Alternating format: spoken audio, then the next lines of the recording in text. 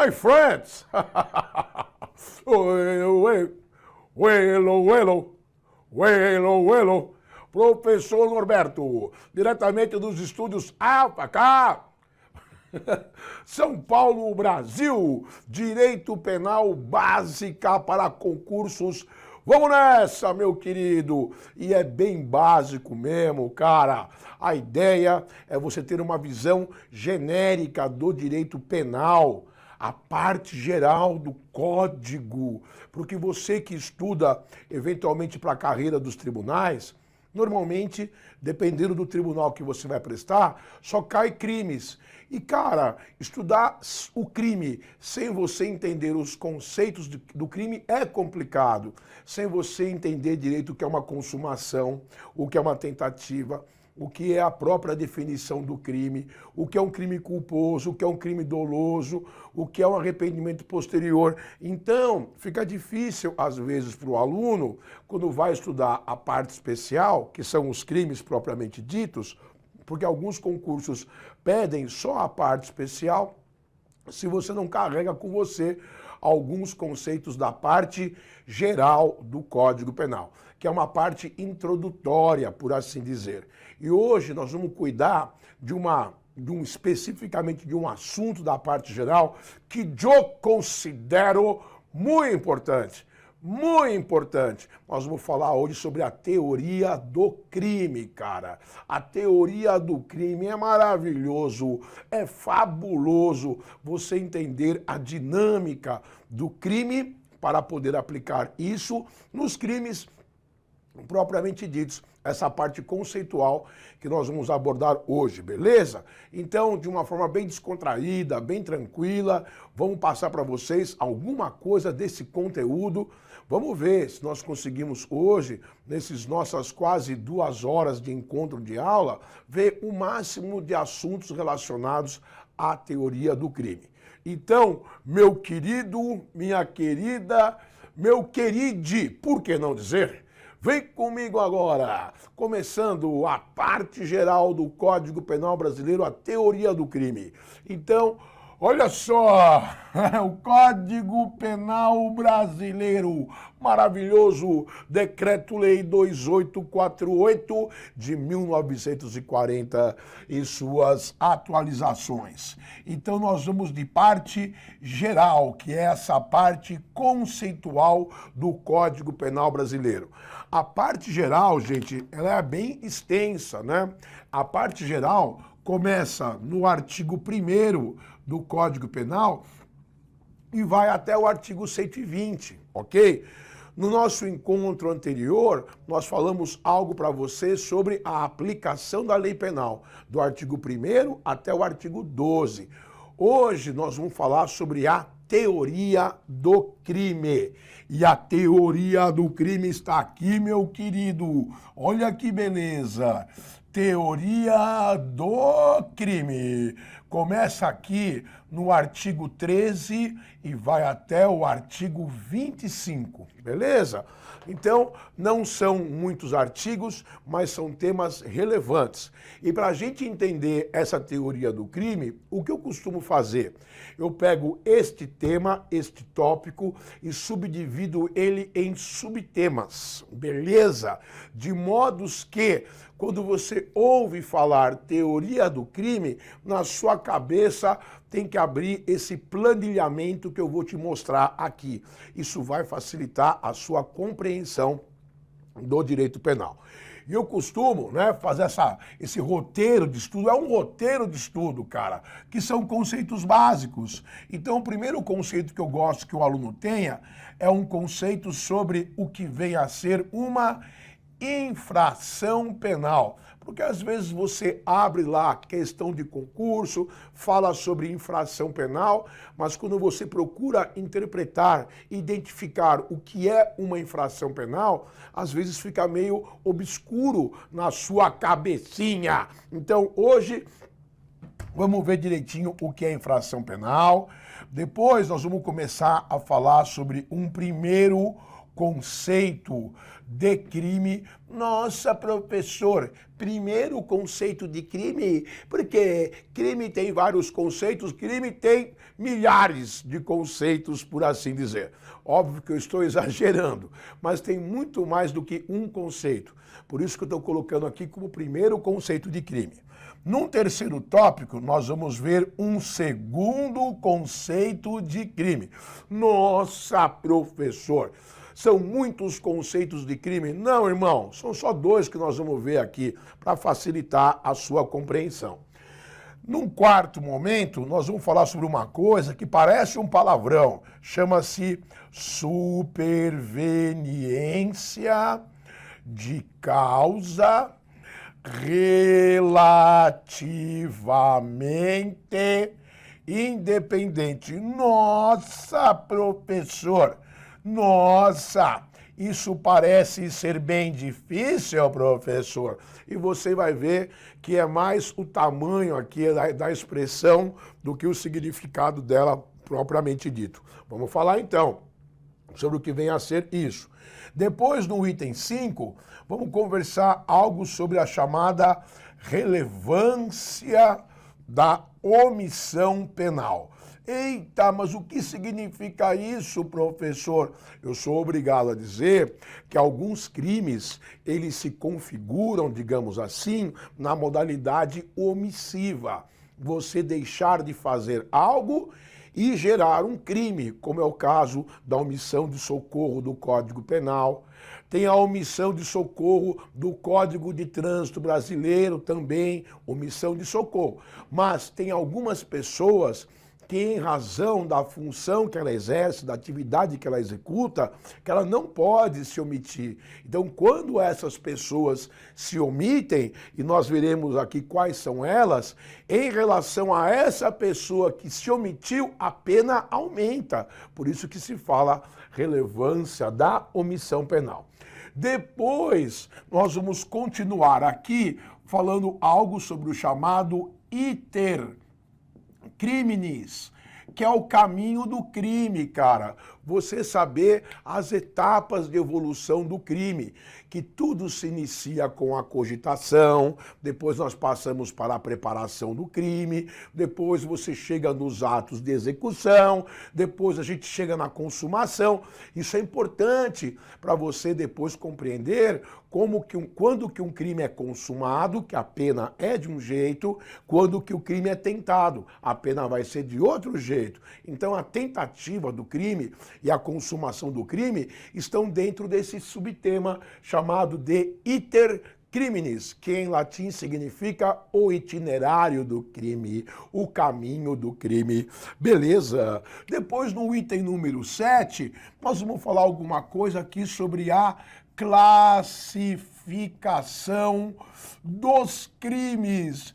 Eita, professor, e existe isso, rapaz? E como existe? Outro dia eu fiz uma pesquisa e achei aproximadamente 30 classificações de crime.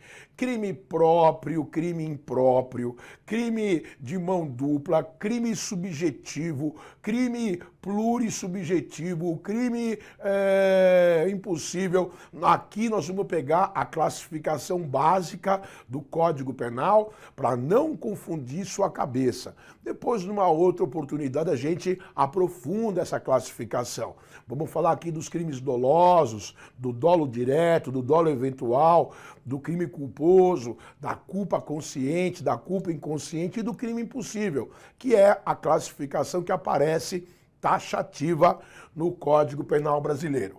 Depois, vamos falar algo sobre a agravação pelo resultado. Não costuma cair muito em concurso, mas está lá no Código Penal brasileiro. Vamos dizer sim algo a respeito dessa figura.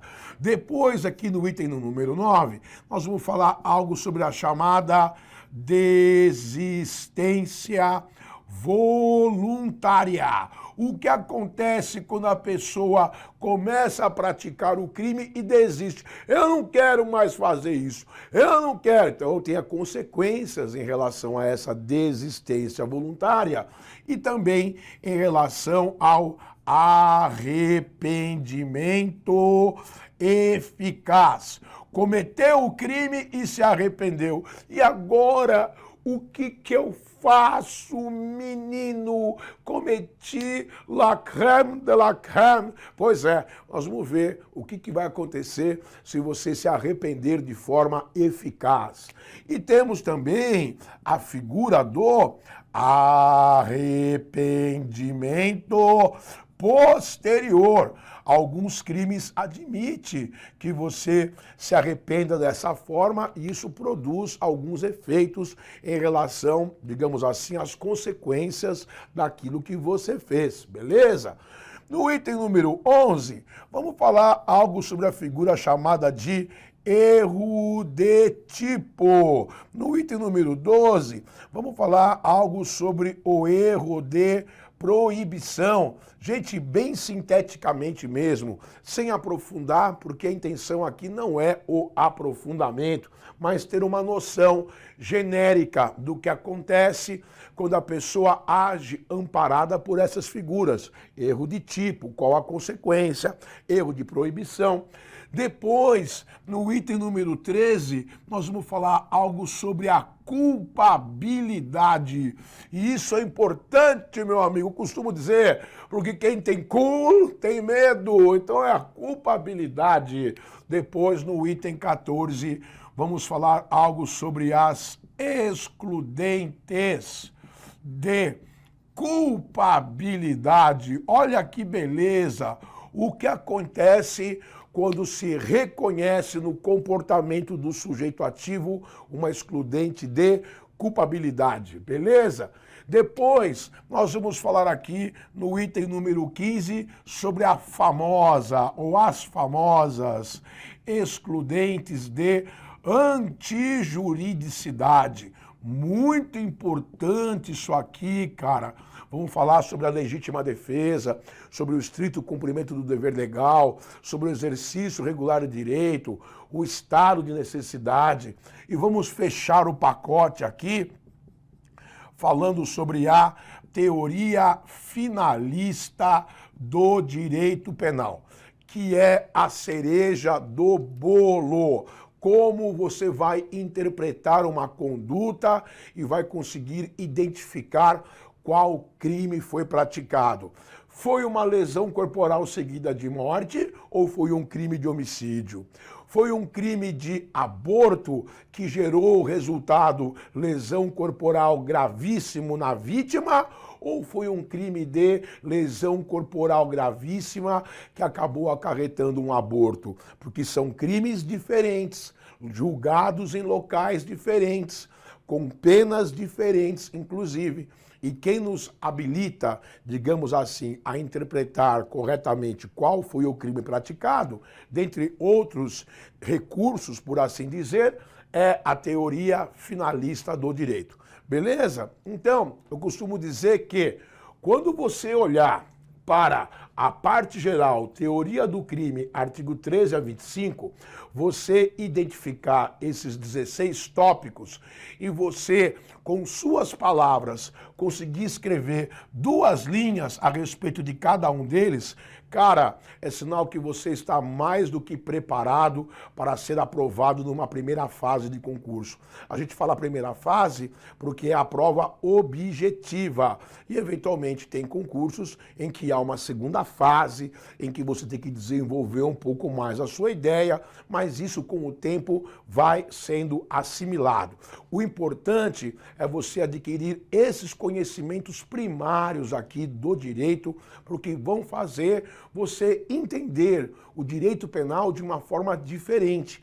Principalmente você que presta concurso para carreiras dos tribunais, para carreiras administrativas, para carreiras fiscais.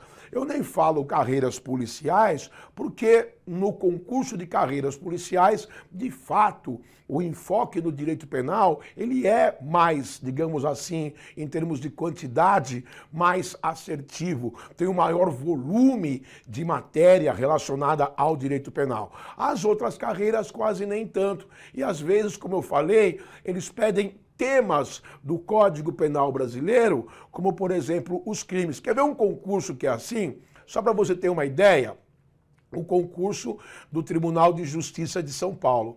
O TJ de São Paulo, ele só pede crimes, a parte especial do Código Penal. Crimes contra a administração pública, crimes contra a fé pública, ele pede lá os crimes. Tem bem lá uns 50 crimes para estudar. Mas ele não pede para você conhecimentos da parte geral do Código. Aí eu pergunto, como é que você vai interpretar um crime quando ele é consumado ou tentado se você não tem esses conhecimentos? Quando é que você vai interpretar o crime se a parte especial não traz o conceito daquilo que é um crime doloso, do que é um crime culposo? Como é que você vai estudar um crime se você nem sabe o que é o crime, cara? Então, essa parte inicial, ela é muito importante, muito esclarecedora, por assim dizer, para quem não está familiarizado com o direito penal. Beleza, irmão? Então, se você já deu uma olhada aqui nesse quadro maravilhoso, professor Norberto, vai apagar, irmão, vai apagar desse começo aqui, essa primeira banda, para podermos desenvolver os temas, ok? Então, vem comigo no maravilhoso mundo do direito penal. Direito penal, básica para concursos. Então, vamos lá, muita calma nessa hora. Antes de mais nada, queria agradecer, já que estamos aqui num evento ao vivo, quero agradecer a Deus, obrigado Deus, por esta oportunidade de estarmos juntos aqui estudando com saúde, com disposição. Muito obrigado por vocês estarem aí prestigiando essa aula. Quero agradecer também aos monitores Alfa K, que sempre participam das aulas, dando aquele suporte para este velho teacher, old teacher. Quero agradecer ao nosso cameraman aqui, o nosso responsável pela transmissão da nossa aula, Tiago Man, mais conhecido entre os íntimos como Tiago Mama. Tiago Mama é um homem bruto, ele está aqui fazendo essa irradiação conosco, beleza? Então, feito todos esses agradecimentos, e agradecer ao Alfacom, óbvio, ao Evandro Guedes. Obrigado, tio Evandro. Ai. Ele que não me ouça, chamar ele de tio. Aê, tio! Grande Evandro Guedes, que por meio desses eventos gratuitos auxilia em muito vários alfartanos, sejam eles alunos assíduos ou eventuais de concurso público, beleza? Nossa vida, meus amigos, tem que ser um eterno agradecer. Sempre agradecer por tudo que nós temos, beleza? Veja dificuldades que as pessoas passam por aí em linhas gerais. E nós estamos aqui em condições de estudar, de passar no concurso público. E eu, particularmente aqui, humildemente, eu quero ser um degrau na sua escalada rumo ao sucesso. Beleza? Muito bom. Então, queridos, vamos começar com o item número 1. E o item número 1 fala sobre infração penal. Professor Norberto, o que é uma infração penal, velho? Diga-me, estou ansioso por saber. Então eu vou te dizer, cara, você que gosta da área de exatas, que infração penal é uma equação matemática, porque infração penal corresponde a crimes mais contravenções penais. Olha que belezinha! Então, infração penal pode ser tanto um crime como contravenção penal. E é óbvio que você deve saber que um crime é algo mais grave do que uma contravenção penal. o valor do bem jurídico tutelado pelo Estado, ou seja, aquilo que o Estado procura proteger em relação ao crime, tem uma relevância maior do que aquilo que o Estado procura proteger em relação a uma contravenção penal. A contravenção penal é menos do que um crime. Inclusive, numa apostila Alfacom, outro dia eu li, achei muito interessante, que a contravenção penal é um crime formiga, é um criminho, filho. A contravenção penal é também chamada de crime anão. Agora, o importante é saber que infração penal é como se fosse o gênero do qual crimes e contravenções são espécies de infração penal. Então eu posso dizer, João roubou um carro, isso é um crime. Eu posso dizer, João roubou, beleza, roubar é crime. Ou João cometeu um crime, tudo bem também. Ou posso dizer, João praticou uma infração penal. Porque crime, roubar, é um tipo de infração penal. Eu posso dizer, Paulo estava embriagado em via pública. E para quem não sabe, embriagar-se é uma contravenção penal em via pública. Ou posso dizer, Paulo estava embriagado. Ou posso dizer, Paulo praticou uma infração penal. Por quê? Porque a contravenção penal, embriagar-se em via pública, é um tipo de infração penal. Gente, crimes e contravenções são espécies de infração penal. Agora, é óbvio que o crime é mais grave do que uma contravenção.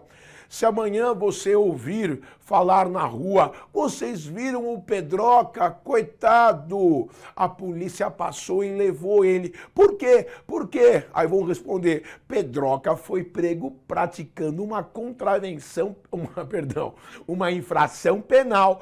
Infração penal, dúvida na sua cabeça. O que Pedroca praticou? Se falou para você infração penal, pode ser tanto um crime como uma contravenção, porque crimes e contravenções são espécies de infração penal. Inclusive você que presta concurso já vem numa caminhada, quem nunca ouviu falar em infração penal de menor potencial ofensivo?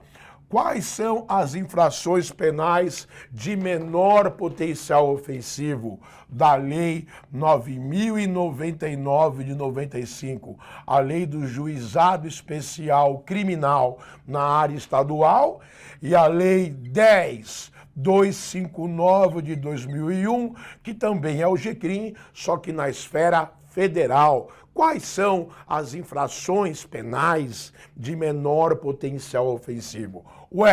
São todos os crimes com pena máxima menor ou igual a 2 anos e também abrange todas as contravenções penais. Olha aí que interessante, cara. Se você tinha dúvida do que era uma infração penal, já sabe.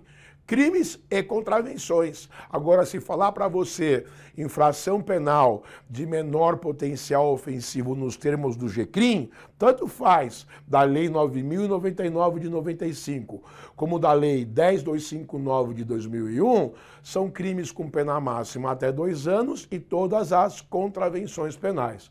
Professor, muito bem. Você disse que o crime é mais grave do que a contravenção, é verdade.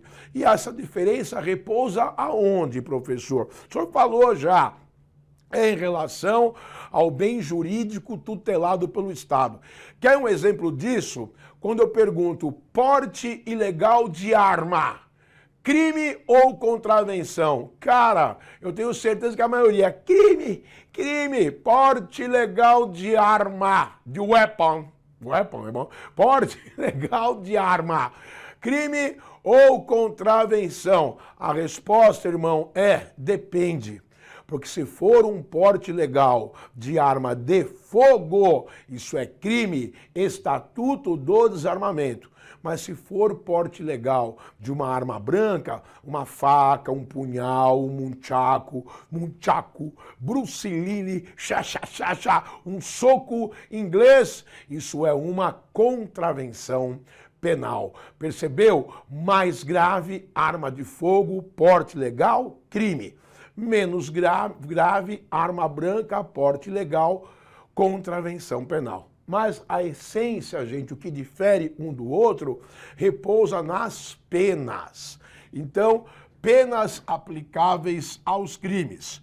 Penas de reclusão ou penas de detenção, que podem ou não vir cumulados com uma multa. E óbvio que a pena de reclusão é mais grave do que uma pena de detenção. Isso tem a ver com o local de cumprimento da pena. Penas de reclusão se cumprem em penitenciárias, penas de detenção se cumprem em colônias penais e agrícolas, beleza? Então, para o crime, essas são as penas previstas em lei.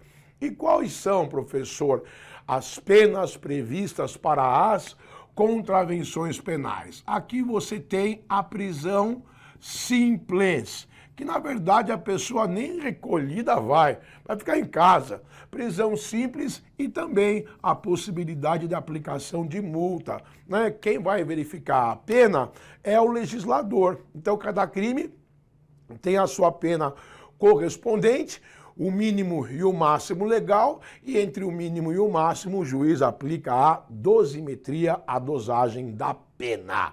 Beleza? Mas, cara, já vou me dar por satisfeito se você, num primeiro momento, você que nunca viu o direito penal, tá tendo essa aula hoje, chegar para sua mãe hoje na hora do jantar e falar assim: mãe, porra, trau, você não sabe da última... Senhora mamá, você não sabe da última, você sabe o que é uma infração penal? E a sua mãe, e você vai dizer: é mamá, infração penal corresponde a crimes e contravenções. A infração penal é o gênero, em crimes e contravenções são espécies, e a contravenção é menos do que um crime, quero deixar isso claro. Cara, sua mãe vai até fazer um bolo de fubá para você. Meu Deus, esse menino tá demais nessas aulas no YouTube. Tá aprendendo é muito. Vou fazer um bolinho de fubá para você. Garoto, garota, garote. Beleza?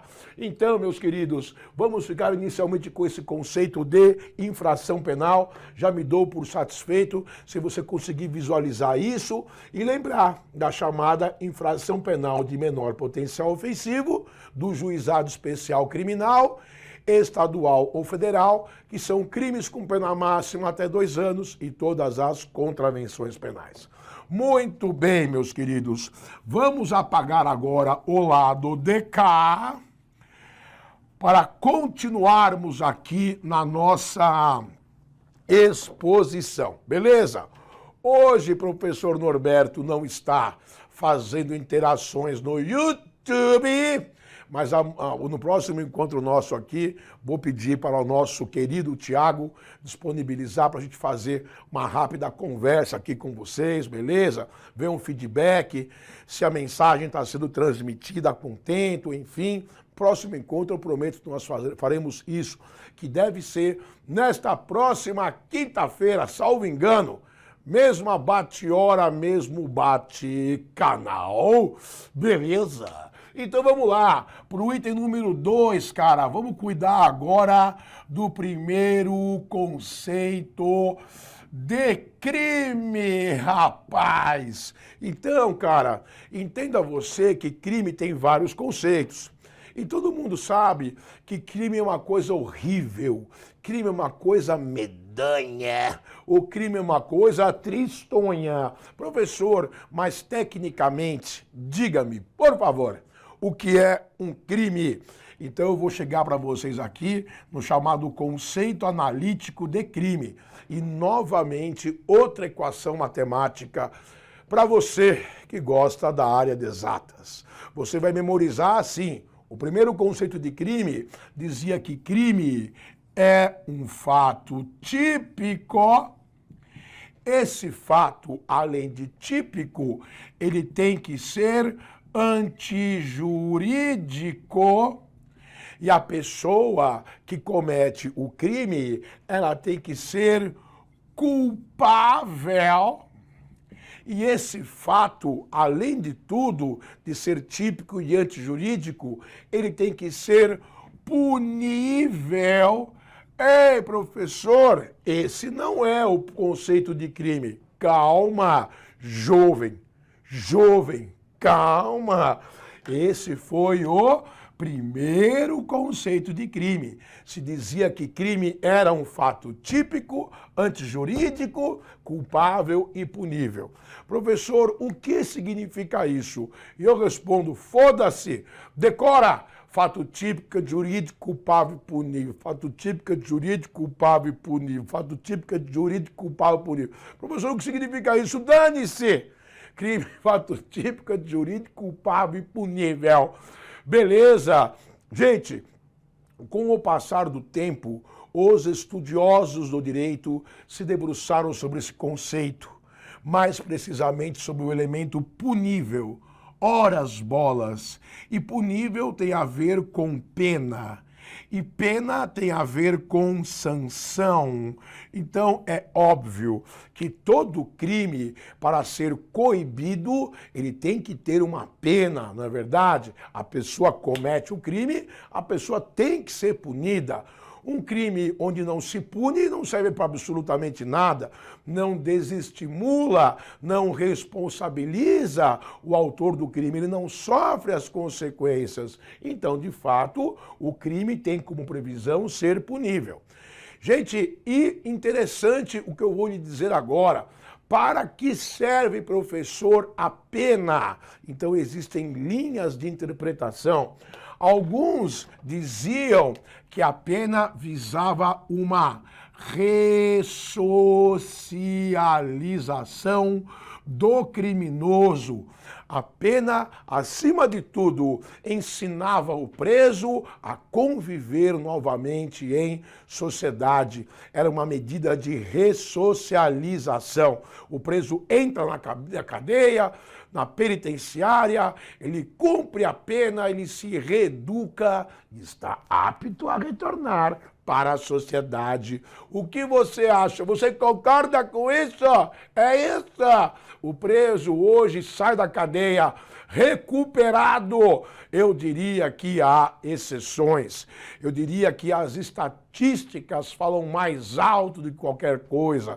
Eu acompanhava antigamente o site do IBCCRIM, Instituto Brasileiro de Ciências Criminais, e há tempos atrás eu fiz essa pesquisa e fiquei horrorizado quando descobri, por meio dessas estatísticas, que 70% da população carcerária volta a reincidir no crime. Então, crime, ou melhor dizendo, punível, enquanto elemento de ressocialização, está meio difícil, não está funcionando muito bem a pena. Outros dizem que a pena funciona como um aspecto de vingança do Estado. Você matou, vai se lascar agora, ficar preso, miséria. Você roubou, tome, fique preso. Então alguns entendiam que a vingança era, digamos assim, a finalidade, por assim dizer, da pena, uma das características da pena.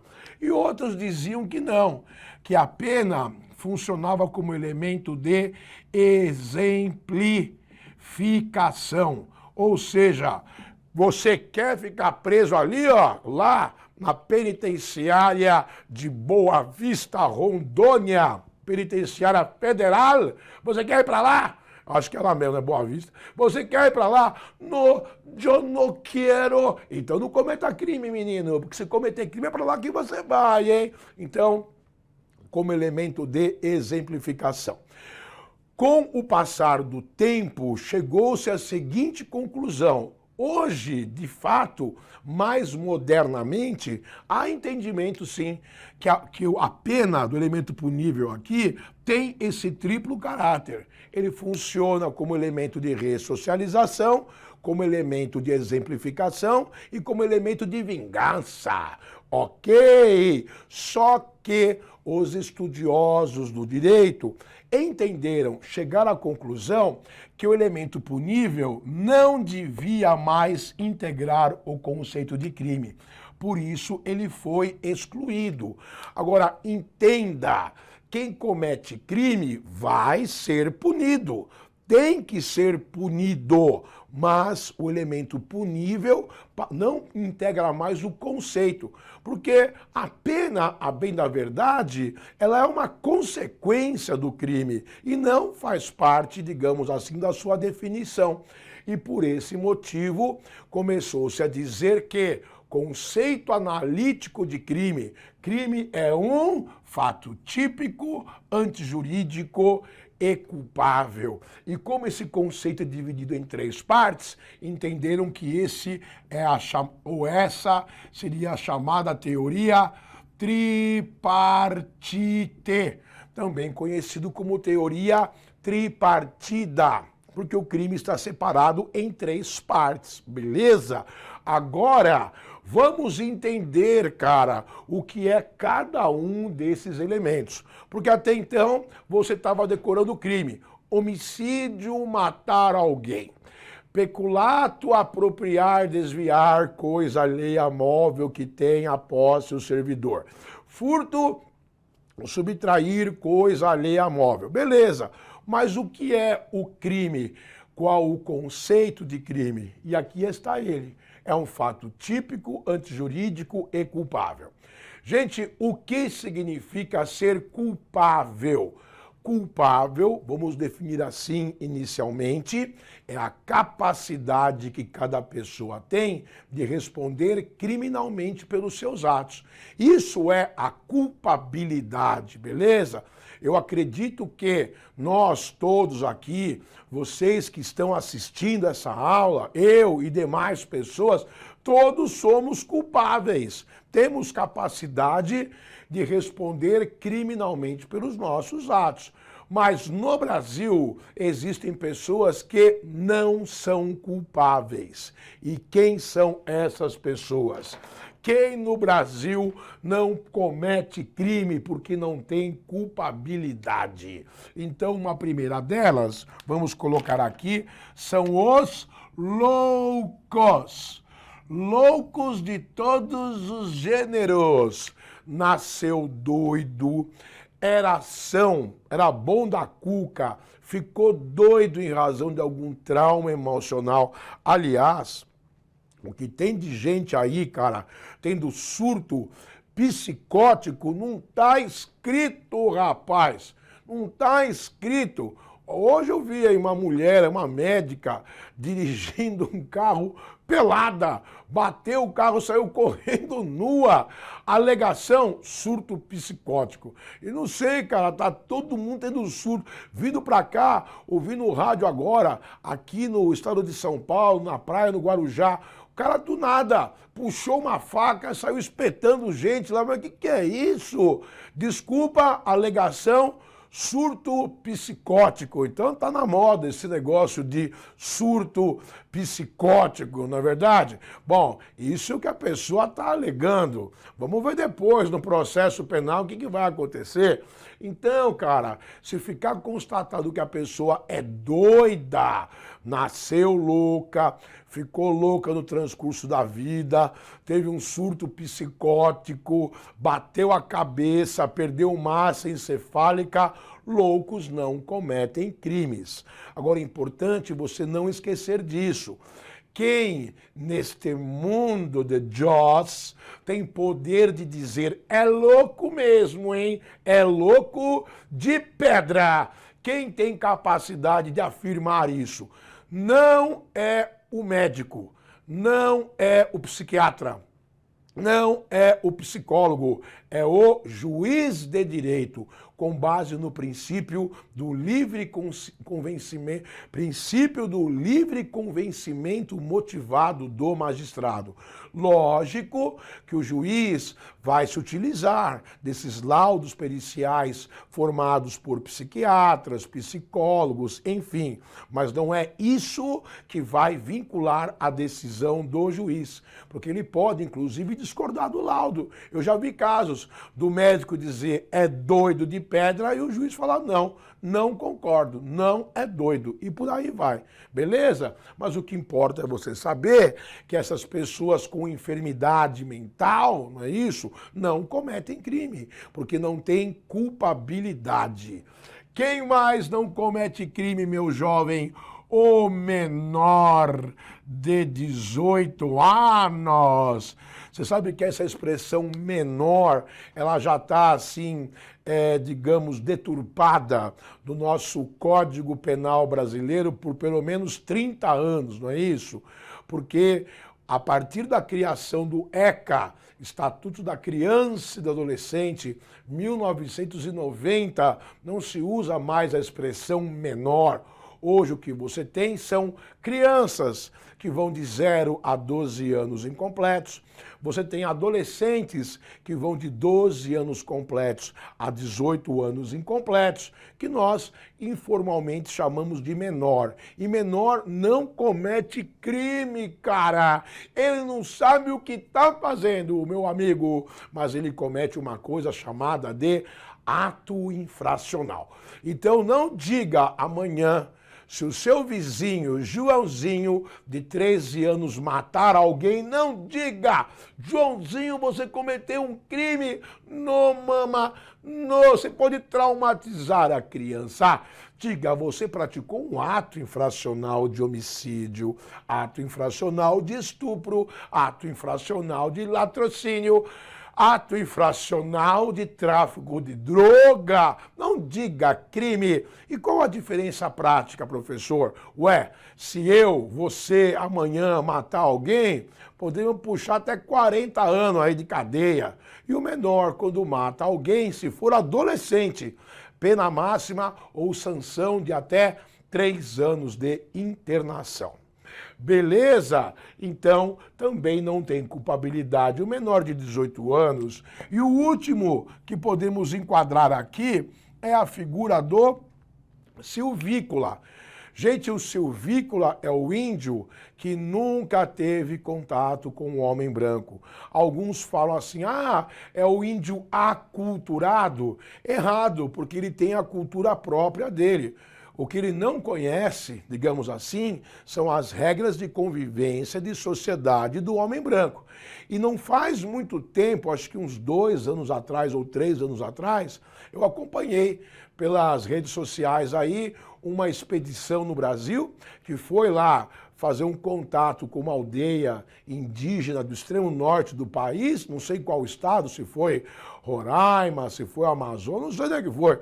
Eu sei que o pessoal chegou lá, rapaz, nessa tribo, e os índios meteram flecha no povo, e parece que matou uma pessoa ali. Esse índio não vai responder criminalmente, porque na lei da terra dele, ele não conhece a lei do homem branco, ele está certo em matar a pessoa a flechada. Dá-lhe flechada. Então, cara, o silvícola, ele também não tem culpabilidade. Beleza? Se você não se enquadrar nessas 3 categorias, se você não é louco, se você não é menor de 18 e se você não é silvícola, então você é culpável. Beleza? Mas não basta para cometer o crime ser culpável. O fato que você pratica tem que ser um fato típico. Gente, e o que é o fato típico? É a conduta humana. Opa! Então, professor, quer dizer que só seres humanos cometem crime? Sim, só seres humanos cometem crime.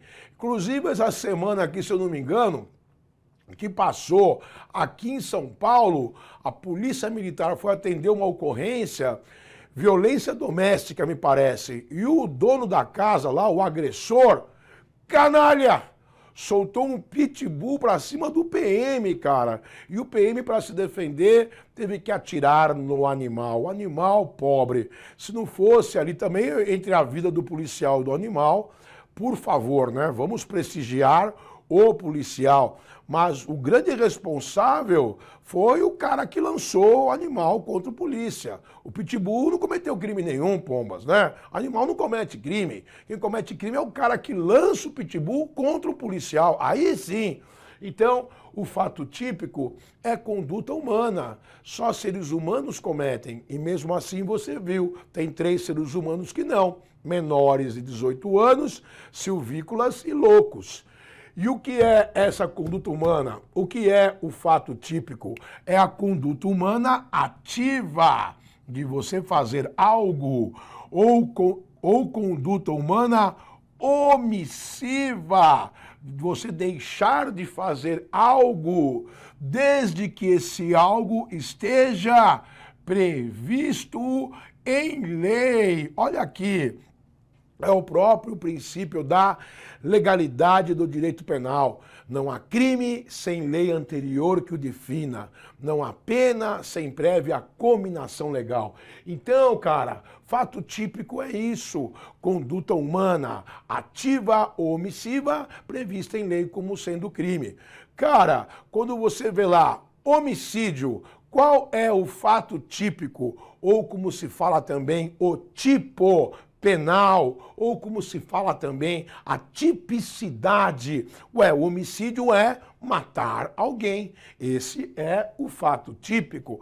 Qual é o fato típico do furto? Subtrair coisa alheia móvel. Qual é o fato típico do crime de lesão corporal? Ofender a saúde ou integridade física de outrem. Então, o fato típico é a conduta humana descrita em lei como sendo crime. Então, crime, fato típico, a pessoa tem que ser culpável e o comportamento tem que ser antijurídico. O nome já diz tudo. É aquele comportamento contrário ao regramento social.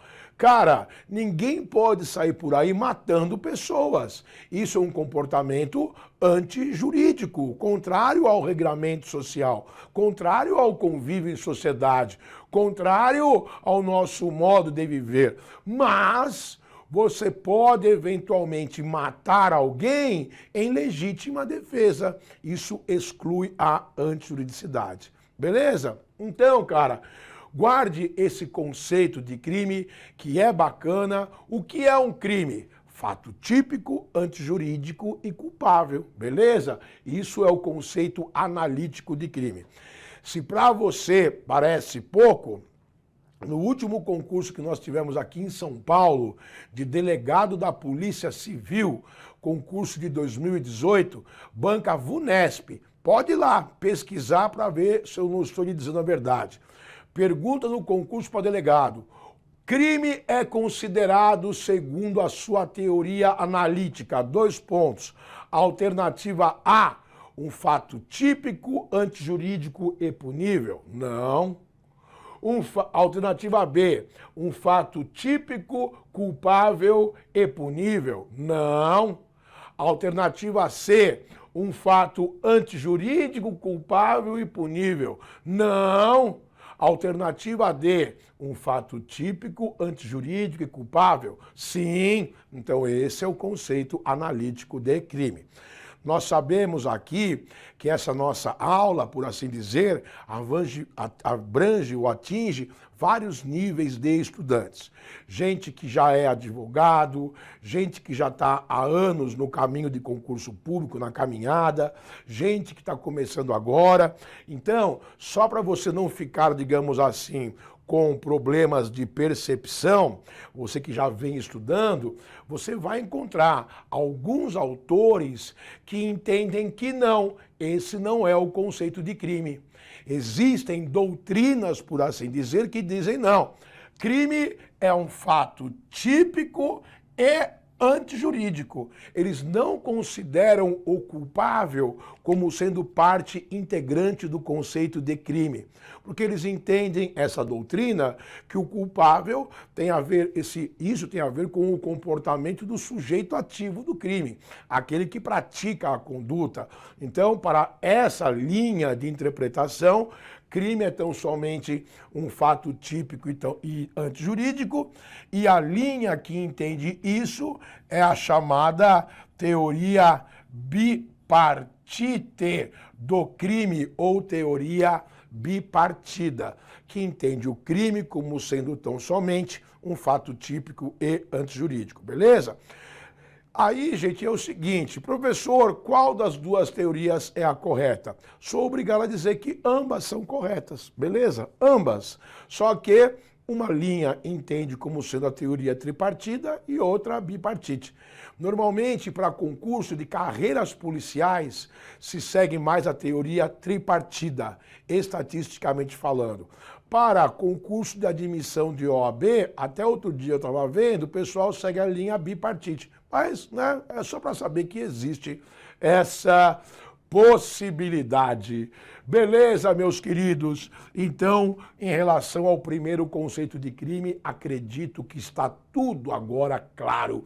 O que é crime, meu filho? Responda, sem medo de ser feliz. Fato típico antijurídico culpável. Crime, fato típico antijurídico culpável, fato típico antijurídico culpável, fato típico antijurídico culpável. Tudo bem, mas o que significa isso? Eu não sei, eu decorei. Fato típico antijurídico culpável? Não, você sabe, você aprendeu aqui agora, você sabe o que é um fato típico, um comportamento antijurídico e quando a pessoa é culpável, beleza? Gente, eu poderia complicar muito mais esse tipo de interpretação, mas nossa aula aqui é básicas. Então vai com esse conceito básico que você vai bem, meu amigo. Muito bom. Continuando aqui a nossa explanação, vamos para o item número 3 do nosso roteiro de estudo. Permita ao professor Norberto tomar aqui um gole de água, por favor. Água. Obrigado, me desculpe, mas a goela já secou, meu irmão. Então vamos lá. No item 3, o que eu coloquei para vocês? O chamado segundo conceito de crime. Eita, professor! Outro conceito? Sim, outro conceito. Agora você vai interpretar assim, ó. Outra equação matemática. Meu Deus! Você vai dizer que crime corresponde a uma conduta. E de fato é ou não é? Fato típico não é conduta humana, ativa ou omissiva? Pois é, crime é uma conduta. Conduta essa que gera um resultado. Muito bem, o crime gera um resultado. E entre a conduta e o resultado tem que haver uma ligação entre eles. E em direito, essa ligação tem nome. Uns chamam de nexo causal. Bonito nome. Outros chamam de relação de causa e efeito. É outro nome. E outros chamam de relação de causalidade. Ok, professor. Então é isso. Crime, conduta que gera resultado, havendo entre eles um nexo causal. Isso é um segundo conceito de crime. Professor, eu não consegui assimilar muito bem isso. O senhor poderia desenhar, please? Please. Sim, filho, eu vou desenhar para você. E aqui está o exemplo que não me deixa mentir. Temos aqui o meu desafeto. Eu não gosto desse cara, eu não gosto dele. Gente, é apenas um exemplo, por favor. Por favor, eu não gosto dele. E aí pega um pedaço de pau, fala, seu miserável, você vai agora levar, hein? E eu dou-lhe uma paulada na cabeça. Olha, é só um exemplo, hein? Eu não bati na cabeça de ninguém, por favor, por favor. A paulada, trau, eita miséria! Nasceu um calombo na cabeça do caboclo. Qual foi a minha conduta? Dar uma paulada. Trau! Qual foi o resultado da minha conduta? Nasceu o galo. Cocoricó. Pergunta: existe relação entre a paulada e o galo? Lógico. Se a paulada não fosse dada, o galo não teria nascido. Ah! Então existe nexo causal, existe relação de causalidade, existe relação de causa e efeito entre a paulada e o galo. Perfeito. Ok? Então, bom que você entenda isso. Agora, e se acontecesse um outro episódio? Veja este exemplo didático. Temos duas pessoas, vou chamar aqui uma de a outra eu vou chamar de B. E A e B estão brigando. Tome, seu desgraçado, leva essa bolachada aqui, seu safado, pilantra, canalha, sem vergonha. Estão trucando o papo. Em dado momento, o A dá uma bufetada aqui no B e a orelha do B fica inchada. Ui, ui, ui, ui, ui. Ai, ai, ai, ai, ai. Uou, uou, uou, uou, uou. A minha orelha. Sigue, sigue, sigue. Chorando. Hombre no chora. Sigue, sigue, sigue a minha orelhinha. E aí tinha um pessoal aqui no boteco, uns pinguços, que viram o B chorando. Ah, eu vou morrer. A minha orelhinha. Zigue, zigue, zigue. E os bêbados chamam a ambulância. E lá vem a ambulância, irmão. A todo vapor. Willow, willow, willow. Essa é a sirene na ambulância. Willow, willow, willow. A ambulância está a caminho. Willow, willow, willow. Tem um pouco de trânsito hoje. Willow, willow, willow.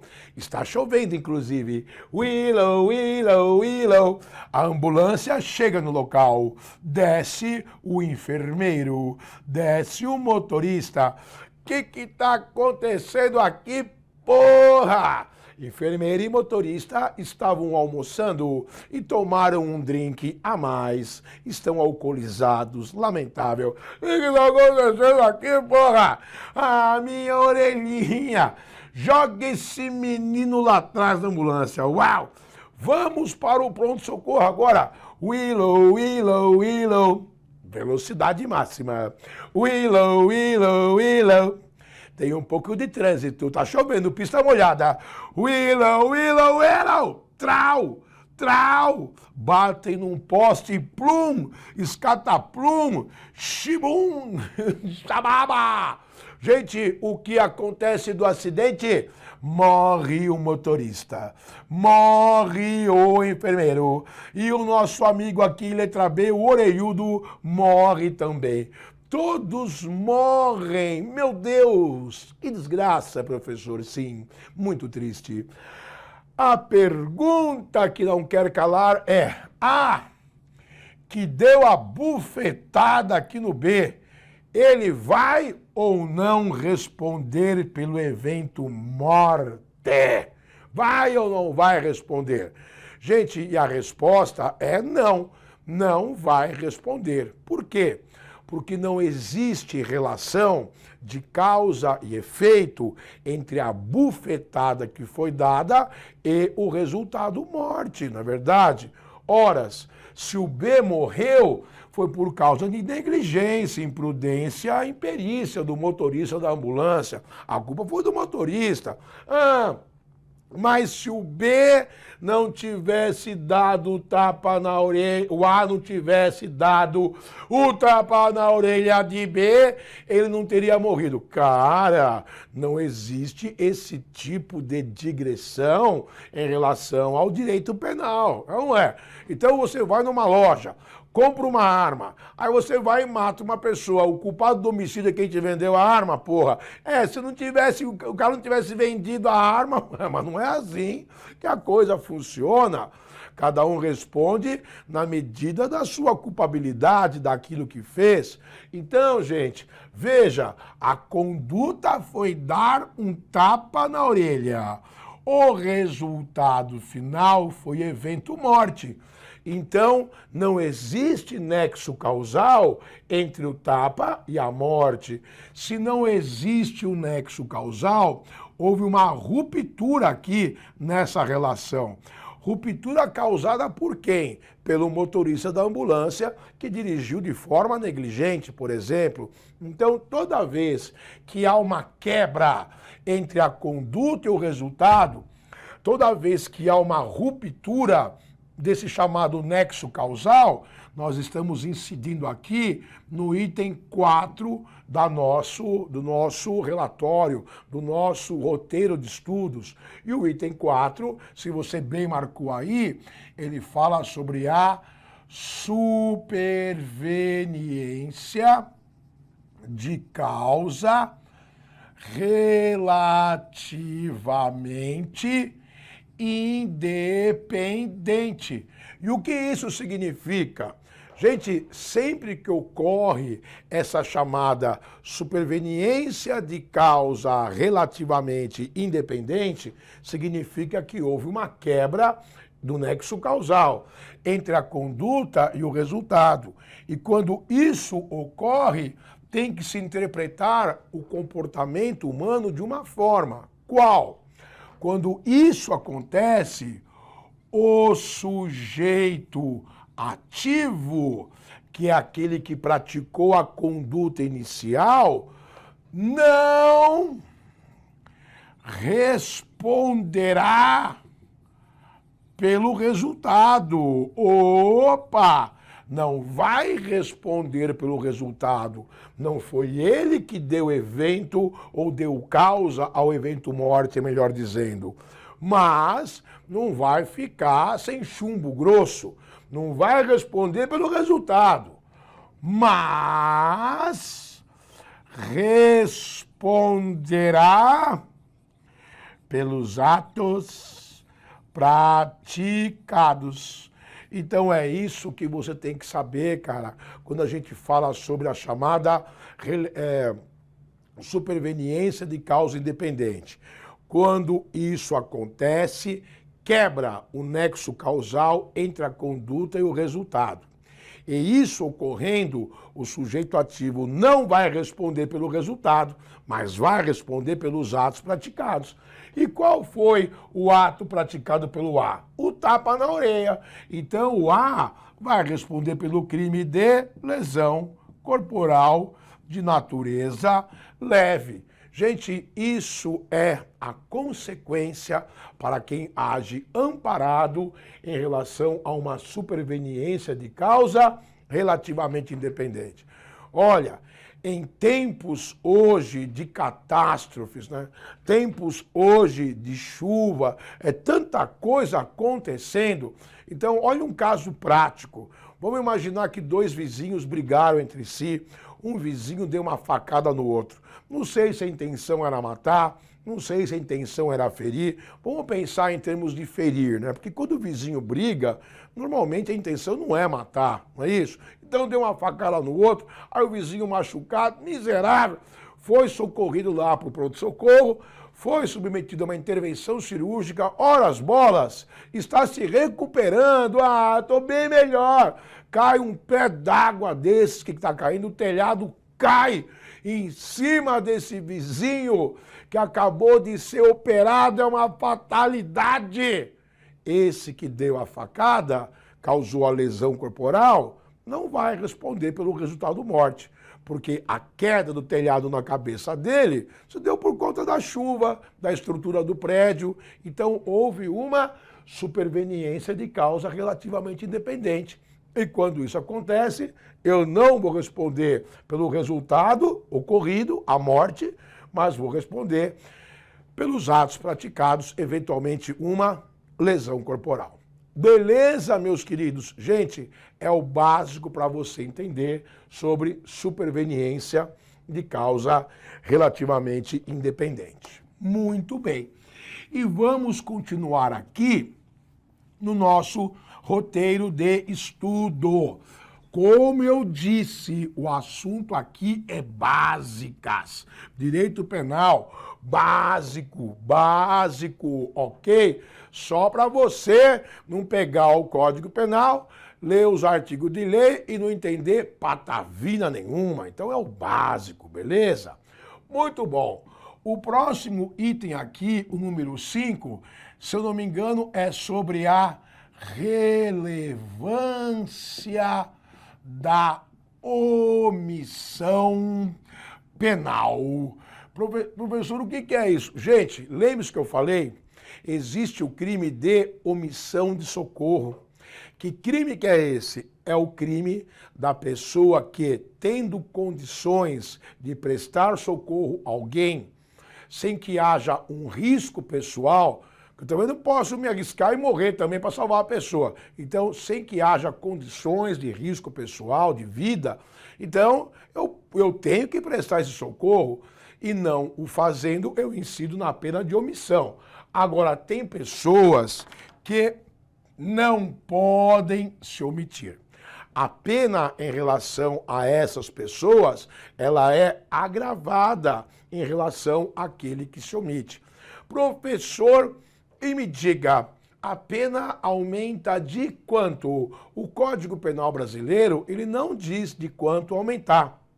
Isso aí, na verdade, fica a cargo do juiz na hora de aplicar a dosimetria da pena. Mas o importante é a gente saber quem são essas pessoas que a pena aumenta quando elas se omitem. E a bem da verdade são 3 pessoas. 3 pessoas que não podem se omitir. A primeira é aquele que tem o dever legal de fazer alguma coisa, amigo. É o dever de enfrentar o perigo. E eu lhe pergunto, quem tem o dever de enfrentar o perigo? Eu sei, professor, é a Liga da Justiça, é Superman, Homem de Ferro, Mulher Maravilha. Não é isso? Lógico que não.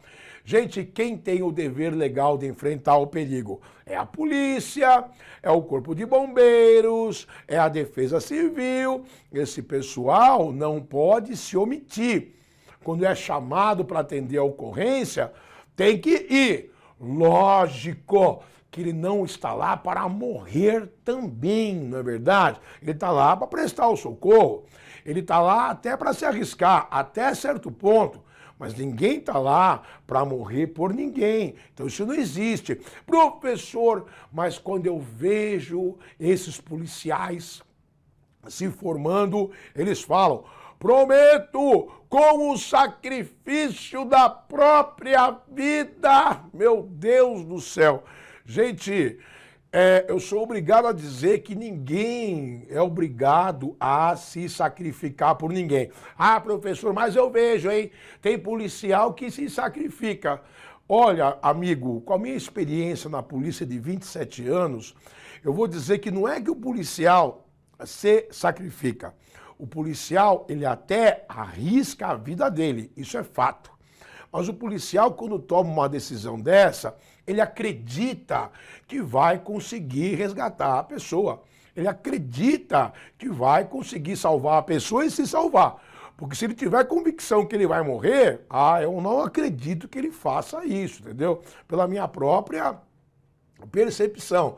Agora, muitas vezes, o policial acredita que vai dar certo, vai lá tentar salvar a pessoa, morre a pessoa e o policial. Morre o policial, a pessoa não morre, né? Agora, uma coisa é certa, pelo menos ele tem que ir, ver, contatar, deparar, você não pode se omitir, beleza? Porque ele tem o dever legal, o dever previsto em lei de enfrentar o perigo.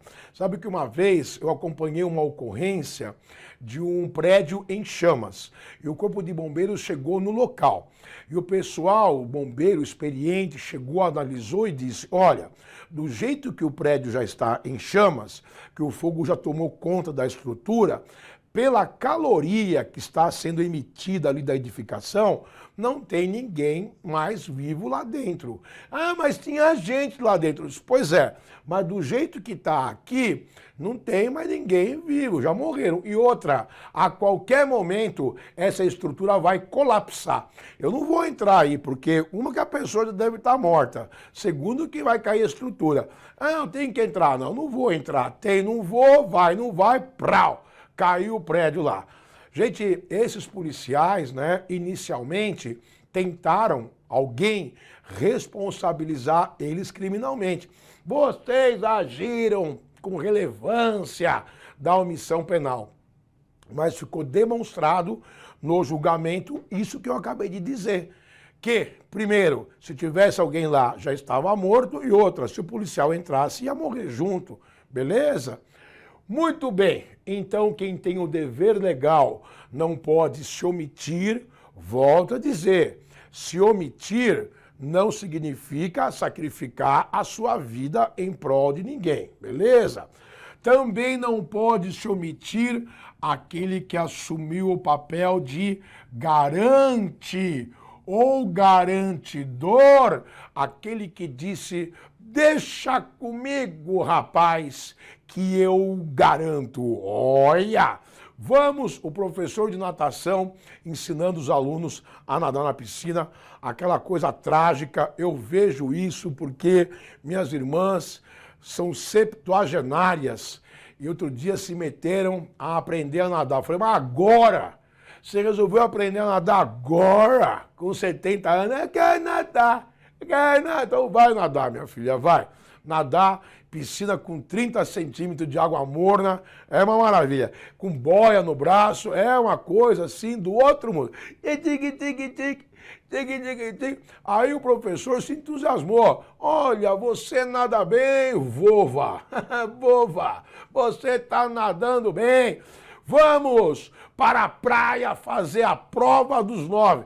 Vamos atravessar a nado este canal, atravessando aqui a ilha, aqui no litoral de São Paulo.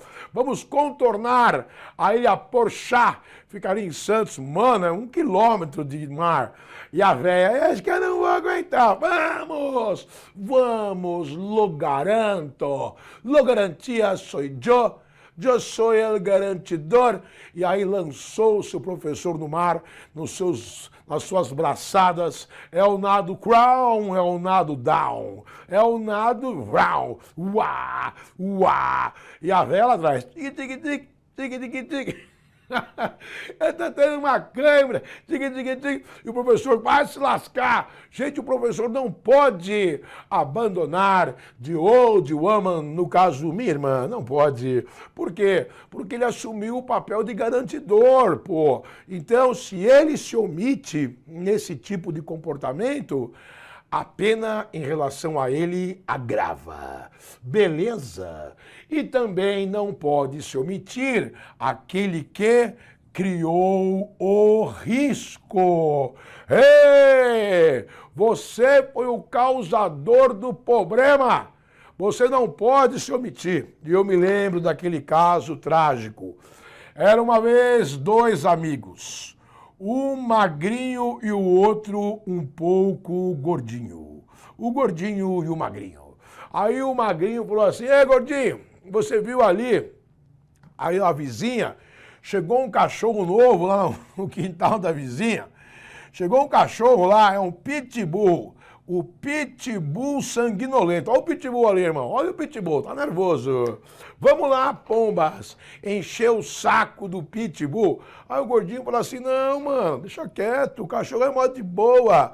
Mas o outro aqui é o espírito de porco. Vamos lá, porra. E o gordinho, não, mano, deixa quieto. Vamos lá, pombas. E o gordinho, como é muito gente boa, ele acompanha o magrinho. Aí chegam lá, o magrinho começa a provocar o cachorro. Vamos cuspir o cachorro.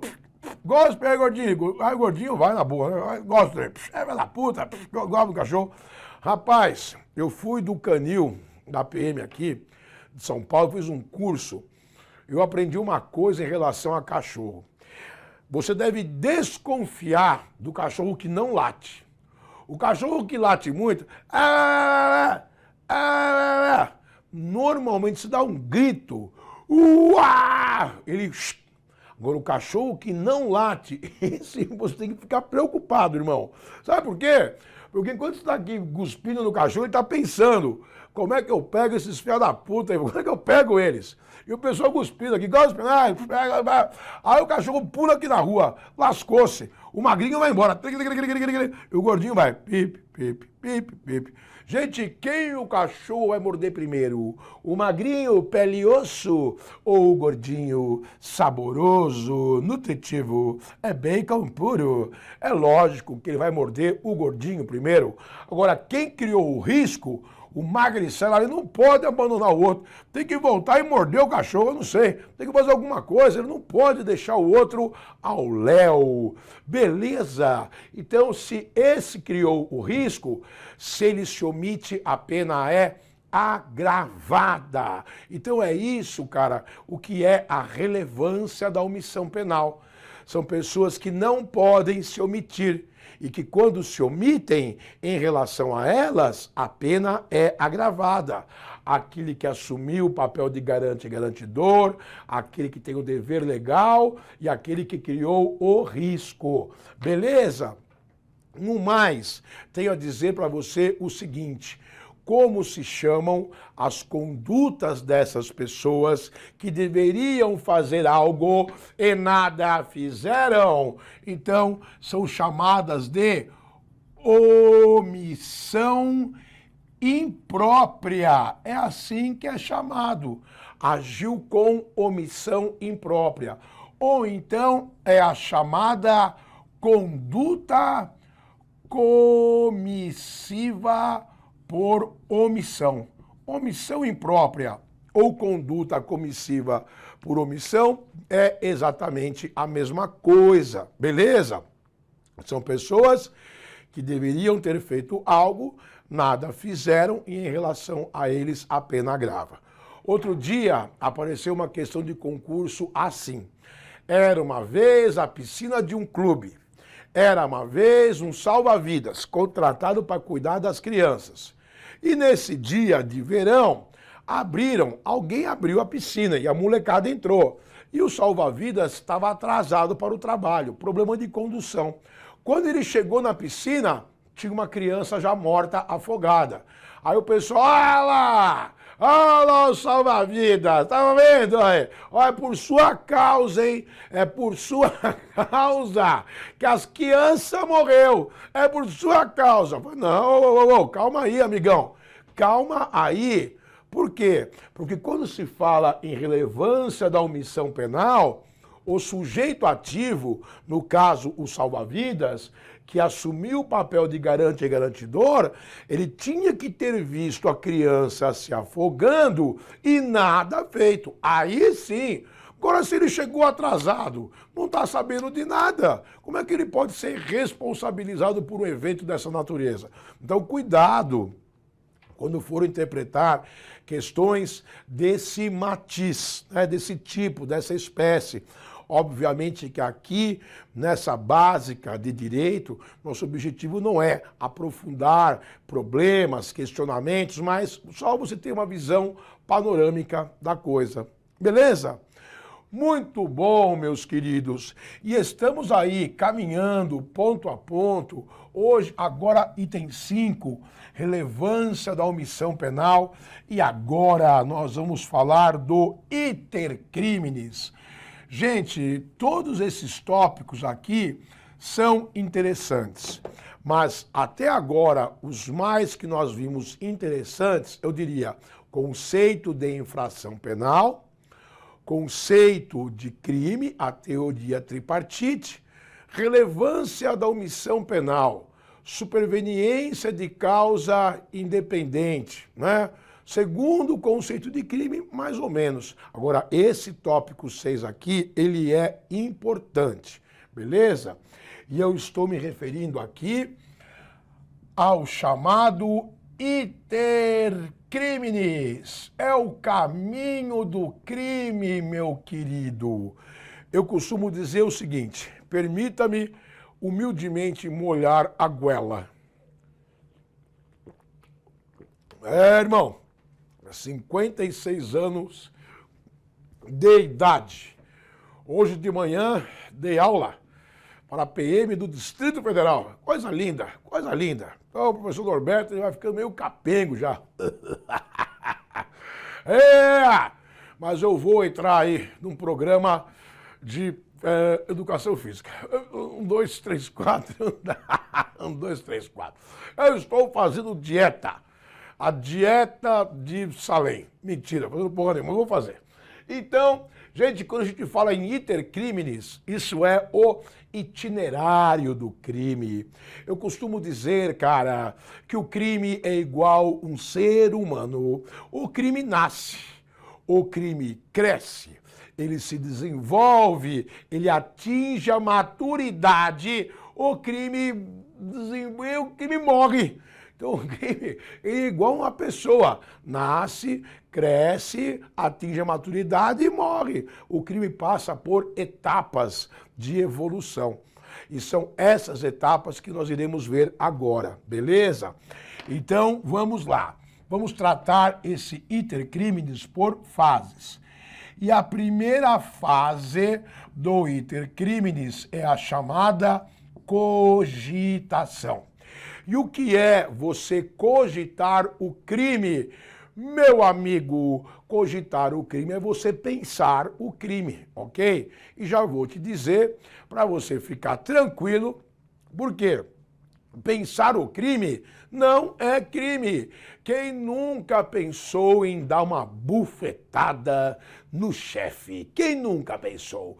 Quem nunca pensou em roubar $1 bilhão? $1 bilhão de criptomoedas. Vai roubar da onde, porra? Da cloud, da nuvem. Eu vou subir na nuvem. Quem nunca pensou nisso, meu amigo? Então, pensar o crime, isso não é crime. Cogitar o crime não é crime. Mas cuidado, porque se ficar depois constatado no comportamento do criminoso que o delito foi premeditado, a premeditação é uma circunstância que o juiz usa para agravar em relação à aplicação da pena, beleza? Via de regra, gente, todo crime é premeditado. Não é? A pessoa sai com o propósito de roubar, outra sai com o propósito de, Deus o livre, estuprar. Agora, tem, de fato, crimes que não são premeditados. Via de regra, um acidente de trânsito é uma coisa inesperada, não é verdade? Então, mas sou obrigado a dizer isso, que pensar o crime não é crime, é a primeira fase. Depois que você pensou, você passa para a segunda fase, que são os chamados atos preparatórios. Então, olha só, um amigo meu me procurou, o João, disse: Norberto, vamos parar de dar aula, porra. Vamos roubar, caramba, vamos roubar. Falei: não, João, vamos roubar, pô, meter os canos, roubar um banco. Aí eu me deixo seduzir. Tudo bem, João, vamos roubar. Horas. Pensar o crime não é crime. Mas para roubar, eu e João precisamos de armas. Então faz de conta que eu e João vamos numa loja de armas com autorização da Polícia Federal para comprar armas de fogo e tirar o porte de arma, e eu e João saímos da loja regularmente armados. Gente, não temos crime ainda, porque a regra diz que preparar-se para o crime não é crime. Acontece que algumas legislações, alguns tipos penais possuem exceções. A lei de terrorismo, por exemplo, pune atos preparatórios para a prática de terrorismo. Por exemplo, beleza? Mas não é o comum. O comum é preparar-se para o crime, não há crime. Muito bem, então você primeiro pensou o crime, depois você se preparou para o crime e agora chegou na terceira fase. E a terceira fase são os chamados atos de execução. Cara, e essa terceira fase, gente, ela é importante. Porque o entendimento é de que o crime começa a ser punível nos atos de execução. Eu e João pensamos em roubar o crime. Cogitação, não há crime.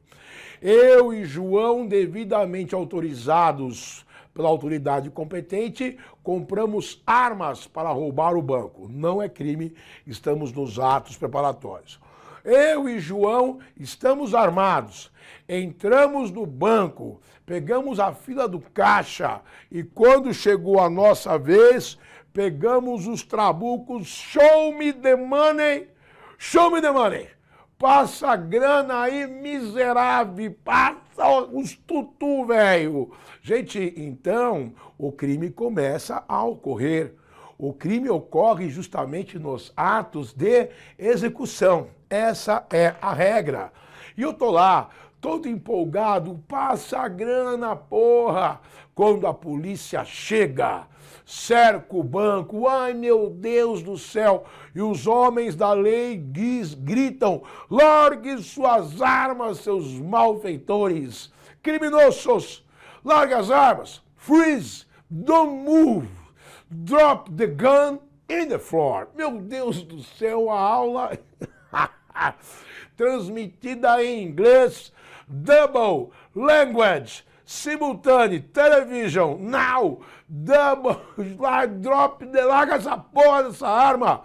E eu falo, eita, João lascou-se, jogamos as armas no chão. Perceba, nós não paramos porque a gente queria parar. Nós paramos porque fomos obrigados a parar. Porque se a polícia não tivesse chegado, nós continuaríamos com uma prática delituosa. Então, toda vez que o sujeito ativo se encontra nos atos de execução e ele é impedido de prosseguir por circunstâncias alheias à sua vontade, toda vez que ocorre uma ruptura aqui nos atos de execução, nós chamamos isso de tentativa ou crime tentado. Então, se você não tinha noção disso, fique sabendo que o crime é punível na tentativa justamente quando o sujeito ativo se encontra aqui nos atos de execução e é impedido de prosseguir contra a sua vontade. Agora, além disso, de saber que a tentativa, via de regra, ocorre nos atos de execução, o que você não pode esquecer são as consequências de quem é pego num crime tentado. E a consequência é ser punido nas penas do crime consumado. Eita, professor! Então, quer dizer, se eu sou pego na tentativa de homicídio simples, e a pena do homicídio simples vai de 6 a 20 anos de reclusão, O juiz me deu 15 anos lá, beleza? Então puniu como se fosse o crime consumado, o juiz dosando a pena. Mas é obrigatória a diminuição de 1/3 a 2/3. Pune nas penas do crime consumado, com diminuição obrigatória de 1/3 a 2/3. Então você veja, vamos supor que eu tomei 15 por uma tentativa de homicídio. 15 com base na pena do crime consumado. 2/3 de 15, 2 vezes 5, 30. Dividido por 3 dá 10. Então 15 menos 10 eu compro é 5. Meu Deus, é um abatimento e tanto. Beleza? Gente, fiz só um cálculo imaginário para você entender como isso funciona, tá bom? Então, qual a consequência para quem é pego na tentativa? Tem que saber que a tentativa ocorre nos atos de execução. Não é o sujeito ativo que desiste de prosseguir. É o sujeito ativo que é impedido de prosseguir por circunstâncias alheias à sua vontade. E a consequência disso, de ser pego na tentativa, é ser punido nas penas do crime consumado, com diminuição obrigatória de 1/3 a 2/3. Se o cara é um réu primário, diminui de mais. Se o cara é um réu reincidente, diminui de menos, por exemplo. Beleza, meus queridos, mas a coisa não para por aí, ok? Vamos continuar com o nosso iter criminis, porque eventualmente pode ser que você não tenha sido interrompido nos atos de execução. E você chegou na 4ª fase, e a 4ª fase é a chamada consumação. Gente, e o que é consumação? É quando estão reunidos todos os elementos do tipo penal. Qual é o tipo penal do homicídio? Matar alguém.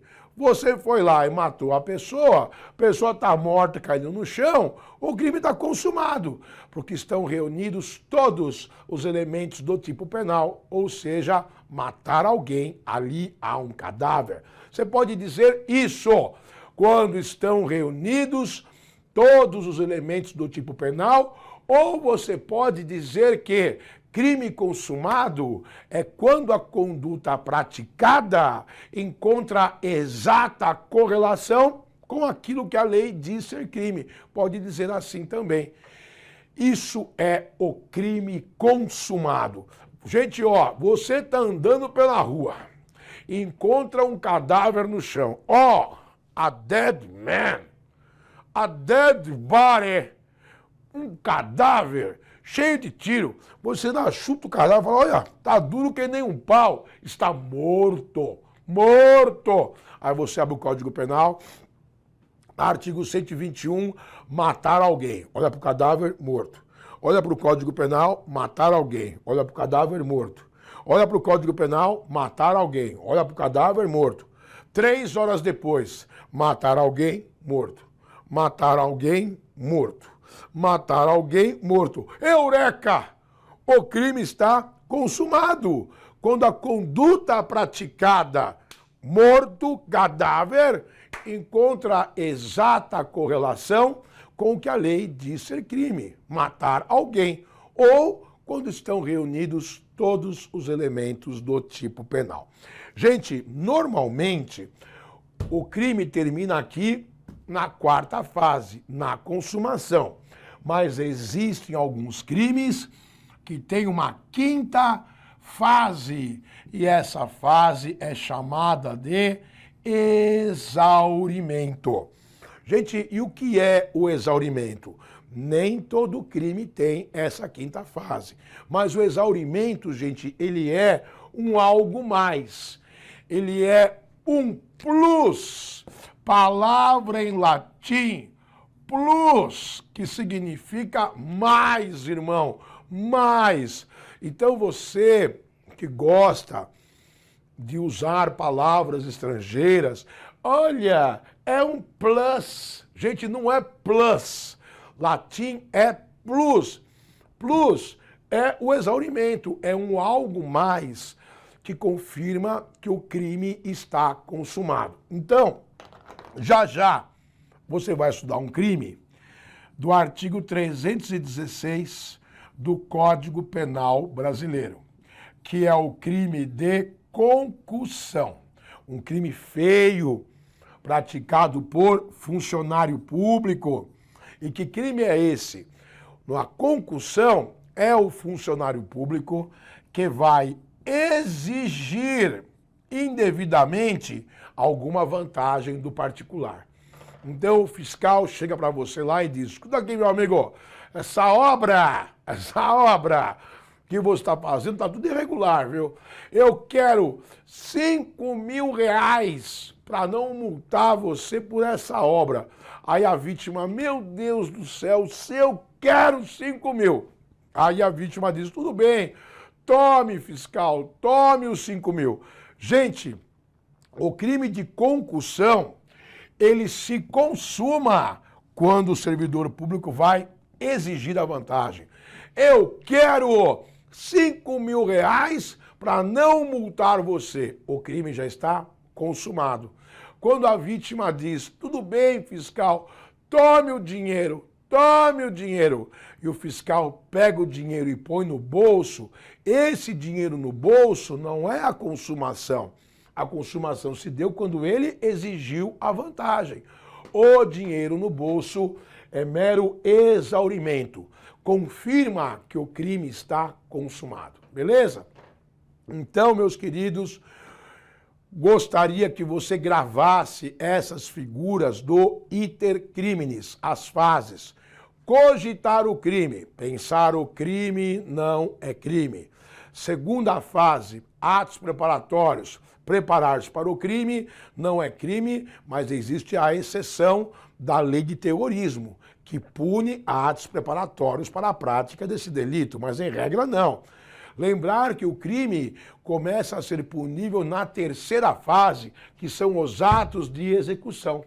E quando você se encontra aqui e, por circunstâncias alheias à sua vontade, você não consegue concretizar o crime, estamos chamando isso de tentativa ou crime tentado. E lembrar que a consequência para quem é pego numa tentativa é ser punido nas penas do crime consumado, com diminuição obrigatória de 1/3 a 2/3. E que se ninguém atrapalhou você, parabéns, você chegou na consumação, que é quando estão reunidos todos os elementos do tipo penal. E lembrar que alguns crimes possuem uma quinta etapa, uma quinta fase, chamado de exaurimento. E o exaurimento nada mais é do que uma fase que confirma que o crime já está consumado. Beleza? O exaurimento é um plus da consumação. Confirma que já houve a consumação. Ok?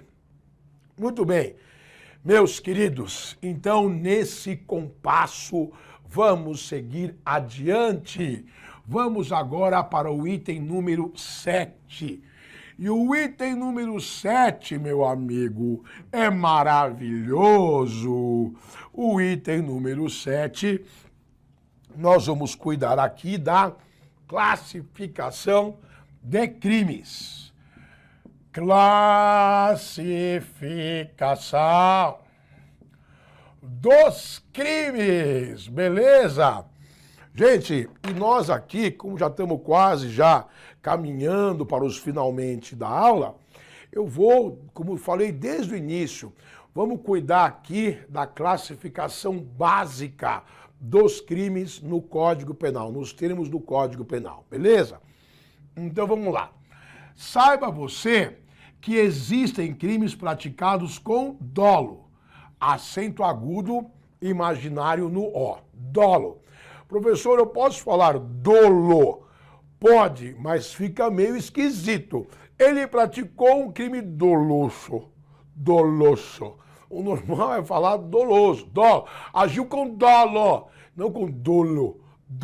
Mas pode falar, não está errado. Mas o normal é falar dolo, beleza? Então, tem crimes praticados com dolo. ou crimes dolosos. E o crime doloso é aquele que você age com intenção. Você quer praticar a conduta, beleza? Muito bom. E existem crimes que são praticados com culpa, que são os chamados crimes culposos, que via de regra você age sem intenção, ok? Crime culposo e crime doloso.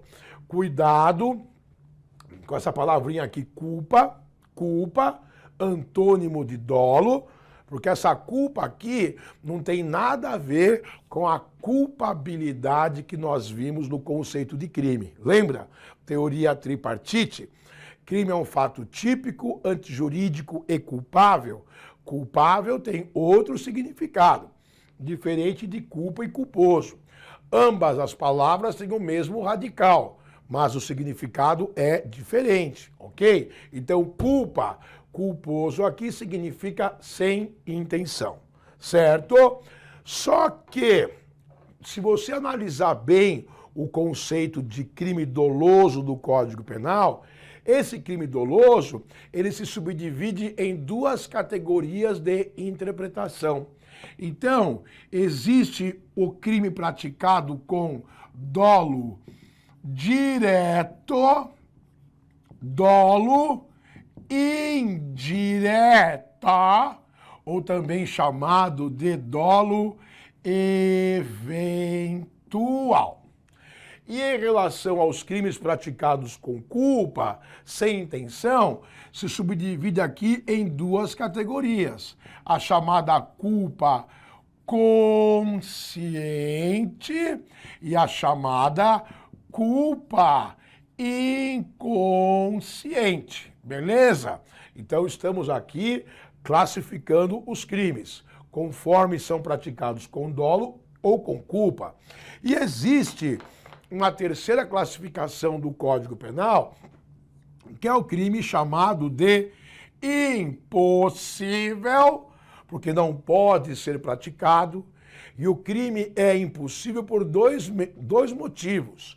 Ou ele é impossível em relação ao meio que você está utilizando para praticá-lo, ou ele é impossível em relação ao objeto, ou melhor dizendo, o destinatário da ação criminosa. Então vamos ver se hoje a gente consegue encerrar essa parte aqui da básica para direito penal com esses conceitos que são muito interessantes. Vamos lá.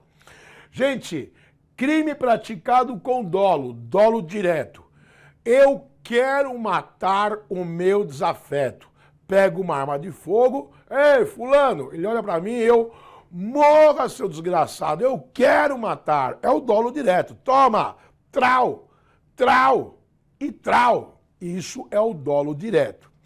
O dolo indireto ou o dolo eventual, o que acontece aqui? A pessoa não tem especificamente a vontade de praticar o crime, mas existe uma previsibilidade. Então, no dolo indireto, há previsibilidade de que o seu comportamento pode acarretar um crime. É previsível isso. E você, em relação a essa previsibilidade, o que você faz? Nada. Você assume o risco diante desse comportamento. Então, isso é o dolo eventual. Você não queria necessariamente praticar a conduta criminosa, mas era previsível. E o que você fez? Você assumiu o risco, você não se importou com as consequências dos seus atos. Ou seja, você tocou o foda-se. É assim que a gente fala em termos de dolo eventual. A pessoa toca o foda-se. Gente, não faz muito tempo, eu vou só dar uma análise superficial, né? Teve uma briga num estádio aqui de São Paulo, num jogo de futebol, beleza? Aí, nessa briga, um cara sacou a arma e atirou num camarada lá. Alegou aparentemente legítima defesa, mas continuou atirando no meio da multidão. Era uma saída de estádio, tinha não sei quantos mil torcedores. Cara, é previsível que uma bala perdida vai acertar alguém, é lógico. Pegar uma arma, disparar no meio do povo e dizer eu não tive a intenção de acertar ninguém, isso aí é totalmente descabível, porque há uma previsibilidade do seu dano. E quando você dispara uma arma contra uma multidão, é previsível que você atinja mais alguém. Você está assumindo o risco. E se você matar mais alguém, vai responder por homicídio doloso. Beleza? Então, dolo direto, quero o resultado. Dolo indireto, não quero o resultado. Existe a previsibilidade do dano, você assume o risco e toca o foda-se, que se lasque, vou fazer isso, beleza? Agora, culpa consciente, existe a previsibilidade do dano, mas agora o que acontece? Você acredita na sua habilidade que a desgraça não vai acontecer, mas se acontecer, lascou-se. Aí você fala, a gente costuma dizer, fudeu. É a teoria do foda-se do fudeu. Gente, você saiu na balada, você sabe que não pode beber e dirigir um veículo, você não encheu a cara, mas tomou aí um drink a mais. Vou tomar um drink, só um drink. Tomou lá um copo de cerveja. Você não está embriagado, mas você está alcoolizado. De um jeito ou de outro, isso mexe com o seu reflexo. E você vai dirigir para casa, não, eu estou bem. Mas vamos falar, você bebeu. Não, mas eu estou tranquilo. Dá uma ré, não presta atenção, atropela uma pessoa e machuca a pessoa. Você queria atropelar a pessoa? Não. Havia previsibilidade disso acontecer? Havia, porque você bebeu. Pouco, mas bebeu. Mas você acreditava na sua habilidade de que a desgraça não ia acontecer. Mas aconteceu. Você agiu com culpa consciente, beleza? Então, o que se coloca aqui é qual a semelhança entre o dolo eventual e a culpa consciente. Em ambos existe a previsibilidade do dano. No dolo eventual, você assume o risco, não se importa com as consequências dos seus atos, toca o foda-se, o crime é doloso. Na culpa consciente, há a previsibilidade do dano. Você acredita na sua habilidade, mas a desgraça acontece. E você diz, fudeu, eita que fudeu. Beleza? A culpa inconsciente, por sua vez, é aquela decorrente de negligência. É aquela decorrente de imprudência e aquela decorrente de imperícia. Gente, negligência tem a ver com inércia de comportamento. Tá andando numa estrada a 120 por hora, você entra numa cidade, tem lá limite de velocidade 60. Você vai diminuindo, mas demora. 120, 110, passou a placa de 60 já. 109, 108,3, você demora para desacelerar. Negligente, inércia, faz a curva e atropela a pessoa por excesso de velocidade. É uma possibilidade. Negligência. Imprudência, quando você inobserva regras indispensáveis. Quem usa arma de fogo sabe disso. Vai pegar uma arma, vai portar, vai sacar a arma, nunca o dedo vai no gatilho. O dedo sempre fica no prolongamento da arma. Dedo no gatilho, tomou um susto, disparou, você foi imprudente. Você inobservou regras de segurança. E imperícia é quando você não tem habilidade técnica. Nunca dirigiu um carro, resolveu hoje aprender na marra, subiu, ligou, saiu, atropelou e matou. Você foi imperito. Queria matar? Não queria. Então, negligência, imprudência, imperícia são formas de culpa, por assim dizer. No direito penal moderno, eles nem costumam separar mais uma da outra. É tudo uma coisa só. Ninguém fala cometeu crime culposo por negligência. O crime é culposo. Mas, para concurso, é bom associar negligência a uma inércia de comportamento, demorou para tomar atitude, a desgraça aconteceu. Imprudência, uma inobservância de regras, cuidados indispensáveis, e imperícia, a falta de aptidão, de habilidade técnica. Beleza? Gente, e para fecharmos, o crime impossível. Impossível quanto ao meio. Eu quero matar o meu vizinho. Vou na loja de brinquedo e compro a pistola de água do Bozo, cano vermelho, gatilho amarelo, coronha azul, tambor rosa. Encho com água da torneira, vou na casa do meu vizinho, ele sai e eu falo, morra, seu desgraçado, com a pistola de água do Bozo. E zip, zip, zip, e aquele mijo de água, piu, piu, piu. Gente, só se o vizinho morrer de desgosto, eu costumo dizer, porque a pistola de água do Bozo é impossível cometer esse crime quanto ao meio. E impossível em relação ao objeto, o destinatário da ação criminosa. Você foi contratado para matar João, chegou na casa de João, viu João na cama e você meteu bala no João na cama, mas você não sabia, João já estava morto. Meu Deus do céu.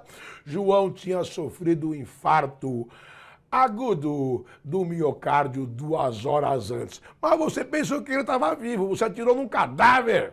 É crime impossível em relação ao destinatário da ação criminosa. Beleza, meus queridos? Então, essa classificação básica dos crimes, ok? E nós vamos encerrar hoje aqui esse nosso encontro. No próximo episódio, Básica para Policiais, eu estou pensando em prosseguir a partir aqui do item 7 para frente. Falarmos de agravação pelo resultado, falarmos em desistência voluntária, arrependimento eficaz, para você ficar com esse conteúdo completo. Beleza?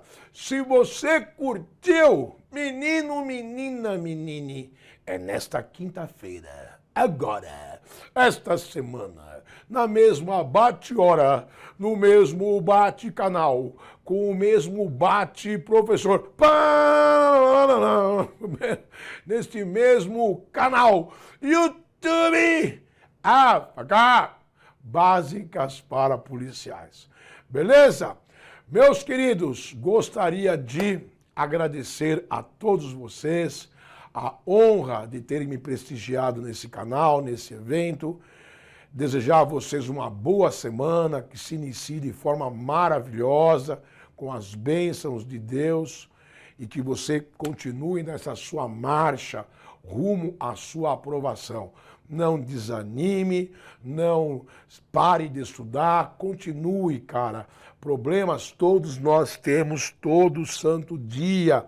Não pode ser qualquer adversidade que vai impedir você de concretizar o seu sonho. Então levanta essa cabeça, se considere um privilegiado por estar tendo condições de estudar, de assistir à aula, de se alimentar, tem um teto na cabeça, tem uma cama para dormir, um banho para tomar, um chuveiro. É ou não é, cara? Levanta essa cabeça, né? Deixa a coisa miúda para lá e você vai ver que tudo isso vai fazer prosperar a sua vida quando a gente começa a pensar que a gente recebe mais do que dá para o próximo, entendeu? Então hoje a nossa vida é assim.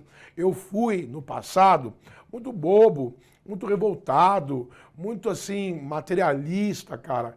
E eu descobri, com o passar do tempo, só agora, depois de velho, né, a gente vai vendo isso, que nem tudo, cara, é matéria, que nem tudo é grana. Lógico, o dinheiro é muito bom, ele faz parte, você está fazendo um concurso público para ter uma estabilidade financeira. Óbvio, merece, todos nós merecemos.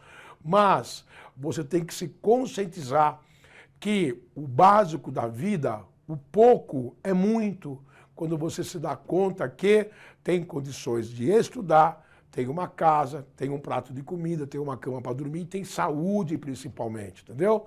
Então não é que eu quero, longe de mim, desestimular você na carreira policial ou na carreira de concurso, não importa. Mas a gente tem que enxergar que a gente é muito rico sobre vários aspectos que a gente não se dá conta na hora, tá bom? Meus queridos, fique com Deus, até uma próxima oportunidade, boa semana, tamo junto e é isso aí, é pau no gato, no bichano e é trau. Fui, grande abraço.